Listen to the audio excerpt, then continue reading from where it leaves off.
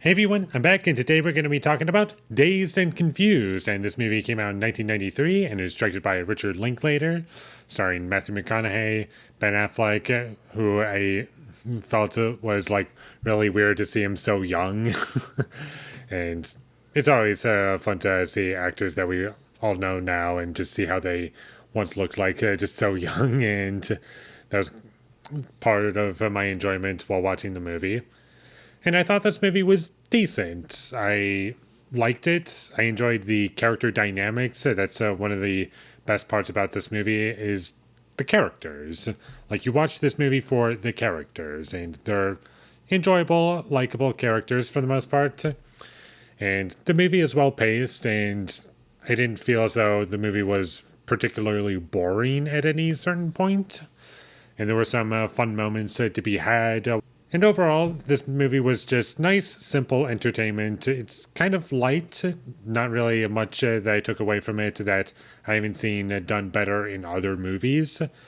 But for what it is, I thought it was good and gave me what I would have wanted overall. And it did remind me of a couple movies, like I've said.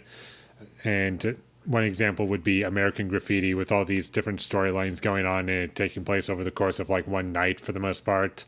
And there isn't really much of a plot to this movie. It's just about these characters, focusing on all of them, taking place in 1976 on the last day of school for a lot of these characters. And it's very much a vibe movie. And if you're, no pun intended when I say this, vibing with the tone of the film, that might also help your experience. And I did like the tone of the movie.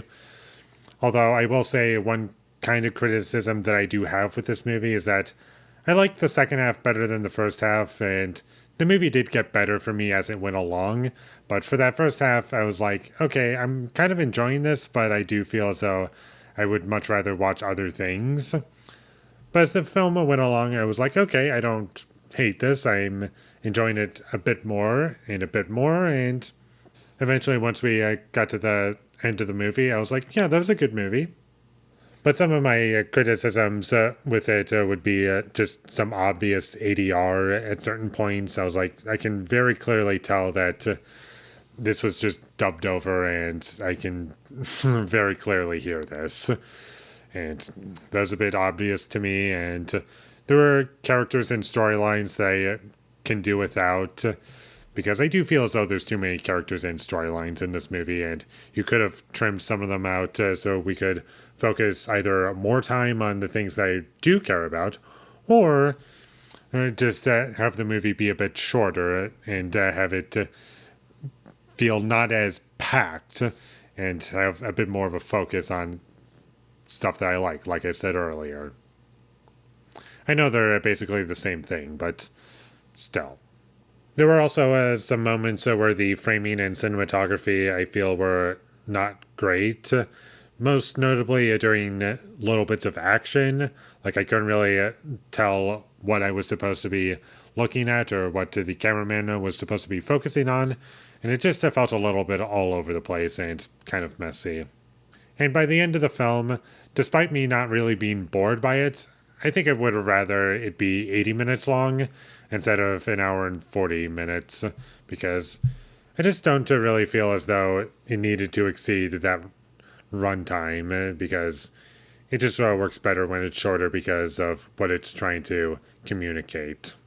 And like I've said earlier, there's no real plot to the film. It's mostly just hanging out with these characters. And if you like that, then you'll like the movie. If you don't like any of these characters, then the movie's not going to be for you. And I personally liked a lot of these characters. I liked the directions we went in terms of the, I guess, beats of the story, even though there's not really much of a plot, like I've said a few times already. But it's good by the end of the day. I'll probably watch it again at some point. And I usually like Richard Linklater movies. I can't think of any ones that I hate. Like I normally like his movies, and this one is no exception. So check this movie out whenever you get the chance. It's currently on Netflix. And with all that being said, I'm going to give Dazed and Confused a 6 out of 10. Thank you for watching my videos. As always, if you enjoyed this review, be sure to leave a like and comment down below your thought of Dazed and Confused, and my social media links, they will all be in the description, so follow me there. And last but not least, subscribe to be a part of Foley Nation, and I'll see you when I get my next review up, and that is going to be for Jurassic World Rebirth, which is going to be fun, because I have a lot to say about it. So look forward to that, but until I get that up, thank you for watching, and have a great day.